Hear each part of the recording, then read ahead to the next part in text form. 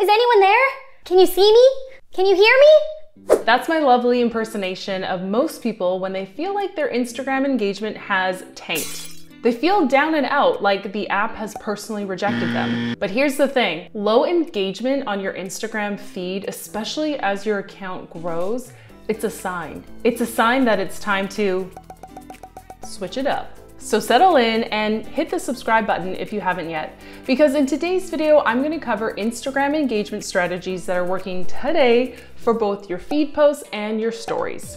First, let's talk about how to boost the engagement of your feed posts on Instagram. The first thing you can do when it comes to boosting the engagement on your feed is to think about making content that's a whole lot more savable. You've probably noticed the flag icon that is around your posts.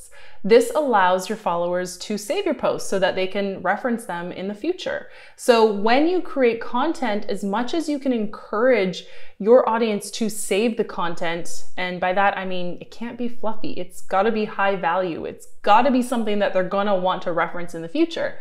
The more you can do this, there are rumors that when people save your content, it actually boosts your posts in the algorithm. Now, of course, we don't have official confirmation from Instagram. This is anecdotal evidence, but I have seen great success by creating savable content. Take this post, for example, where I shared 6 caption templates. You can see it in my feed, and from the outset, you might see that it has just over 500 likes.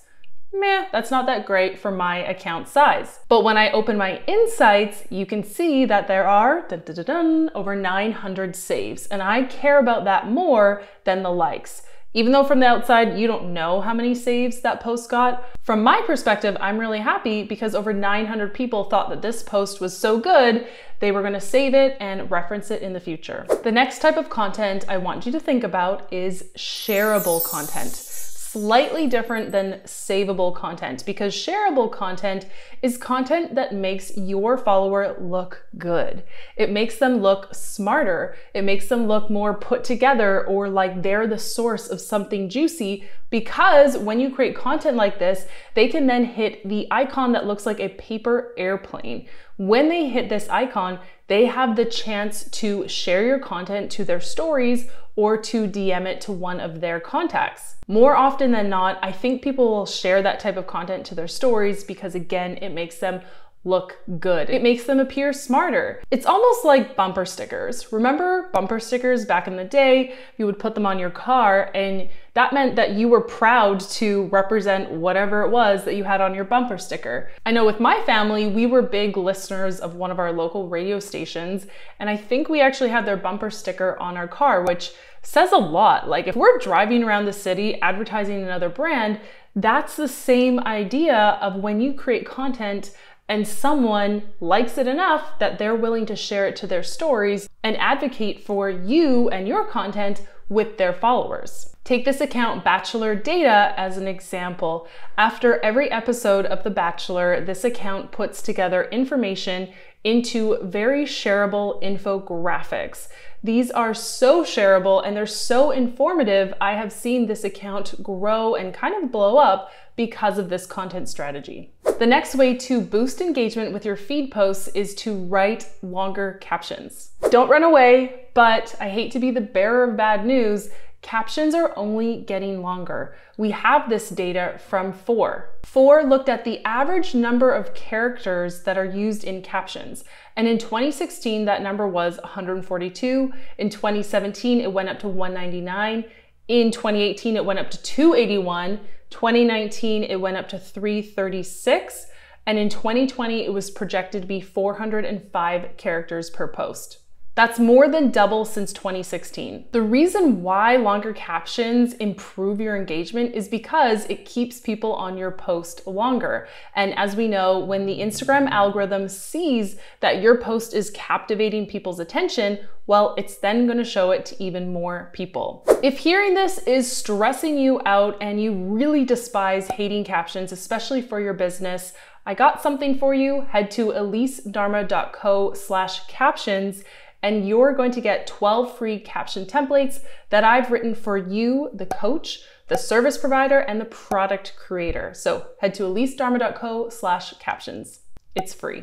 Other things you can do to boost your feed posts include turning your photo or graphic-based post into a video. I've been using this tactic for well over a year, and it really has helped to boost my engagement. My static photo posts used to wah wah in the feed, and then by simply using an app like Pixaloop or Canva, I'm able to animate that same photo and turn it into a video. Then when I post that video to my feed, instead of getting like 500 likes, I'm getting like 5,000 views. So for more on this topic, I encourage you to check out this video on my channel right here, where I walk you through all the apps and tools I use to make videos. The next thing you can do to easily boost the engagement of your feed posts is when you are publishing Reels or IGTV, make sure that you select to have preview in the feed turned on. If you're not familiar with what I'm talking about, both IGTV and Reels have their own feed on your profile when you start publishing them. So you have the option. You could just publish them to their own feeds, or you can share a preview in your actual feed, your grid. And this is what I highly recommend. It's been proven, and I've tested this as well. I've published some without the preview and some with, and I find that when I have that preview in the feed turned on, my views are way higher. Last but not least, when it comes to boosting your engagement in the feed, my last piece of advice is this: try something new. Over the last 6 months, I've experimented with memes and GIFs and Reels like never before. And yes, my feed doesn't look as pretty or cohesive anymore. I don't know what that was. You know what I mean? But the good news is the feed design, it doesn't matter as much. So go ahead and try something new. When it comes to making memes and GIFs for your Instagram feed, check out this video right here. I cover all the steps you need to know. And hey, if you're enjoying this video so far, don't forget, oh my God, my foot's asleep. If you're enjoying this video so far, don't forget to subscribe and hit the bell so that you don't miss any future trainings just like this one. Next, let's cover how to boost engagement in your stories. The first thing you can do here is to use the engagement stickers that Instagram actually gives us to use in our stories. Did you know that? Yeah. Instagram wants to help us boost our engagement in our stories. So it gives us stickers like the poll sticker, the quiz sticker, the DM me sticker, the question sticker, the slider sticker. They're all very easy ways that your audience who's viewing your stories can take a simple action to show that they're engaged with your content. This is the easiest, fastest way to instantly boost your engagement, and I've covered this topic more in depth right here in this video. Go ahead and check it out. The second thing you can do to boost engagement in your stories is to cater your content to talk about myths and beliefs and maybe even controversies in your industry. Believe me, this is going to get people talking, and that's what you need sometimes in your business. Sometimes you need to put your stake in the ground and say, hey, this is what I believe in, this is what I don't stand for in our industry, and you need to own it. By sharing this in your stories, you're sure to generate conversation, replies to your stories, which turn into direct message threads. When the Instagram algorithm sees that people are intently watching your story content and replying or sharing it if they can, then what do you think is going to happen? More people in your audience is going to see that story content. So just something to think about when there's a news headline or something big going on in your industry. Lend your voice to it, share your stance on it, share it with your audience, and encourage them to reply to your stories to have that conversation in your DMs.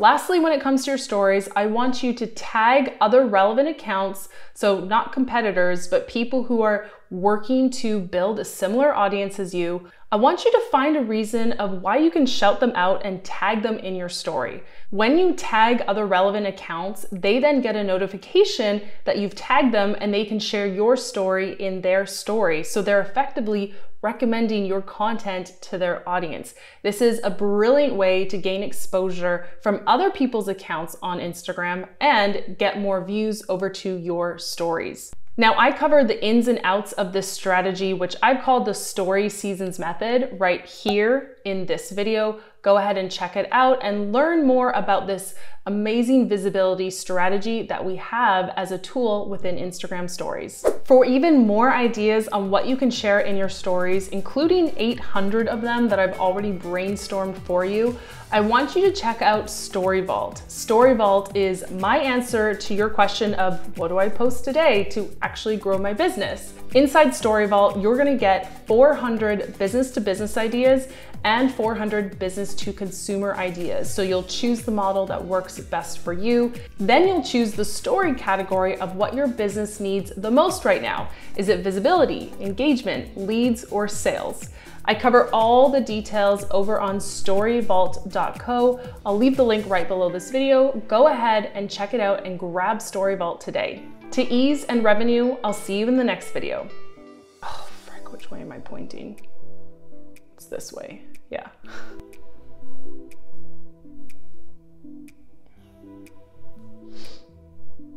Like, what hand do I start with? I don't know why I'm so confused. I think I normally start with my right.